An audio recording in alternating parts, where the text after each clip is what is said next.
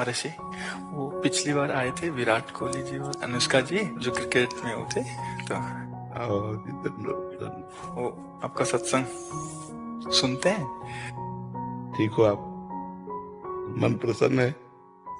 पिछली बार जब हम आए थे तो मन में कुछ सवाल थे और मुझे लगा कि पूछूंगी, लेकिन जो भी बैठा था वहाँ पे उन सब ने कुछ ना कुछ वैसा सवाल कर लिया था। और जब आपके पास आने का यहाँ पे हम बात कर रहे थे, मैं आपसे मन ही मन बात कर रही थी कि कुछ जो सवाल मेरे आ रहे थे। अगले दिन मैं एकांतिक वार्तालाप खोलती थी और कोई ना कोई वो सवाल पूछ रहा था। आप बस मुझे प्रेम भक्ति दे दो बस। नहीं, बहुत बहादुर हैं लोग। संसार का यह सम्मान प्राप्त होने पर ये भक्ति की तरफ मुड़ पाना बहुत कठिन होता है। हमें लगता है कि विशेष प्रभाव आपका इनके ऊपर भक्ति कब पड़ेगा। कुछ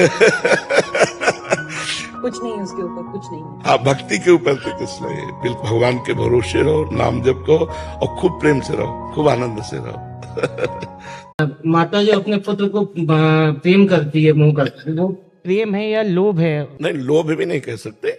मनुष्य माता तो थोड़ा बुद्धि रखती है। हम पशु पक्षियों के भी कहा, वो क्या अपने बच्चे से प्रेम नहीं करते? उसका क्या चिंतन होता है क्या कि आगे चल के मुझे पोषित करेगा? ऐसा भी नहीं चिंतन होता। पक्षियों का, पशुओं का वो मोह होता ही है। वो अपने बच्चे के लिए अपने प्राण दे सकती है, उसका कोई स्वार्थ नहीं दिखाई दे रहा, लेकिन उसे मोह कहते हैं। महाराज जी, लेकिन अगर उसी मोह की वजह से बच्चा अगर अनुशासनहीन होता है या कुछ गलत दिशाओं में जाता है, वो एक अलग चैप्टर हो गया। वो एक अलग चैप्टर हो गया। पिता अगर बोलता है कि भाई आप अनुशासन में आइए और इसकी वजह से अगर अनुशासन शब्द लाने के लिए अब वो व्यवहार शब्द आ गया। हम तो केवल उस राग की बात करें जो लगाव है, जो लगाव है। हम अब पटरी दूसरी हो जाएगा, उसकी चर्चा दूसरे रूप में होने लगेगी। हमारा सिर्फ लगाव से